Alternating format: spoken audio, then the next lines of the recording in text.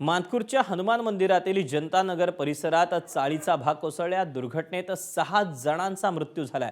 चाळ क्रमांक 5 मधील 2 ते 3 घरांचा भाग कोसळला। घटनास्थळी अग्निशमन दल, पोलीस त्यासोबतच संबंधित विभागाचे कर्मचारी पोहोचले असून युद्ध पातळीवर सध्या बचाव कार्य सुरू आहे।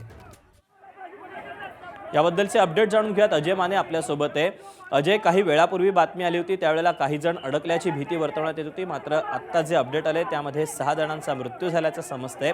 काय अधिकचे अपडेट आहेत याबद्दलचे? आपण जर पाहिलं तर जनतानगर मानपूर येथे जीएटी 1+3 असं असणारं घर जे ते कोसळलं आणि त्या ढिगाऱ्याखाली काही लोक अडकल्याची माहिती समोर आली होती। पण आता या माहितीतून पुढचे अपडेट आलेले आहेत की आतापर्यंत 6 जणांचा मृत्यू जो आहे तो झालेला आहे। शताब्दी रुग्णालयाकडून ही अधिकृत माहिती जी आहे ती महापालिकेने प्रसारित केलेली आहे। त्यासोबतच काही लोक इंजर्ड असल्याची सुद्धा माहिती जी ते देण्यात आलेली आहे। मुसळधार पावसामुळे एकंदरीत मुंबईत जोरदार पाऊस बरसला आणि त्याच्यातच आता ही घटना जी काही वेळापूर्वीच झाली होती। त्याच्यानंतर अग्निशामक दल जे ते या ठिकाणी दाखल झालं होतं, मुंबई पोलीस प्रशासन या ठिकाणी दाखल झालं होतं आणि पालिकेचे कर्मचारी उपस्थित झाले होते। ज्यांना ढिगाऱ्याखालून बाहेर काढण्यात आलं होतं त्यांना जवळच्या शताब्दी रुग्णालयात दाखल करण्यात आलं होतं आणि त्या शताब्दी रुग्णालयातून आता अधिकृतरित्या 6 जण मृत्यू पावल्याची माहिती जी आहे ती समोर आलेली आहे। तरी अजूनही बचाव कार्य जे ते घटनास्थळी सुरू आहे।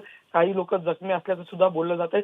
जखमींना सुद्धा शताब्दी रुग्णालयात नेण्यात आलेलं, पण अद्याप त्याबाबतची अधिकृत आकडेवारी समोर आलेली नाही। पण सगळ्यात महत्त्वाची बाब म्हणजे की आतापर्यंत या दुर्घटनेत जे ते 6 जणांचा मृत्यू झाल्याची माहिती जी आहे ती महापालिकेकडून देण्यात आलेली आहे। त्यामुळे नेमकं आता या ढिगाऱ्याखाली आणखी किती जण अडकलेत आणि त्याच्यात सुखरूप किती जणांना बाहेर काढता येणार आहे हे सुद्धा पाहणं तितकंच महत्त्वाचं ठरणार आहे। दीपक, अजय, सध्या या परिसरामध्ये पावसाची काय नेमकी स्थिती आहे? याशिवाय हा जो भाग कोसळलेला आहे, या ज्या चाळीचा भाग कोसळला आहे, यामध्ये आणखीन काही जण अडकले आहेत का? याबद्दल काही शक्यता वर्तवली जाते का? काय अपडेट मिळतात प्रशासनाकडून?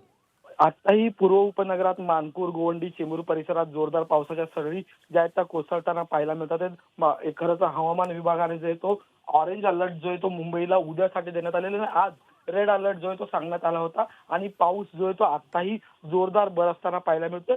तसंच महापालिकेकडून सांगण्यात आलंय की अद्यापही बचाव कार्य या ठिकाणी सुरू आहे। त्यामुळे आणखी काही लोक अडकलेत का हे सुद्धा पाहणं तितकंच महत्त्वाचं असणार आहे। त्यासोबत जखमी ज्या लोकांना रुग्णालयात नेण्यात आलेले ते किती जखमी झालेले त्याची आकडेवारी समोर येईल। त्याच्यानंतर अधिकृतरित्या महापालिकेकडून समोर मांडलं जाईल की किती मृत्यूचा आकडा आहे आणि सोबतच जखमींचा आकडा किती आहे। पण महापालिका सुद्धा बचाव कार्य करत आहे। त्यामुळे अद्याप अधिकृत आकडेवारी महापालिकेकडून जी ती सांगण्यात आलेली नाही, पण मृतांची आकडेवारी जी ती देण्यात आलेली आहे। आणि पावसाच्या सरी अजूनही सुरू आहेत। त्यामुळे खरं तर हा वर्दळीचा परिसर आहे, लगबग आहे आणि अनेक अशा प्रकारची घरं आहेत। त्यामुळे इतर काही उपाययोजना महापालिकेकडून केल्या जाणार का हे सुद्धा पाहणं महत्त्वाचं ठरणार आहे। दीपक,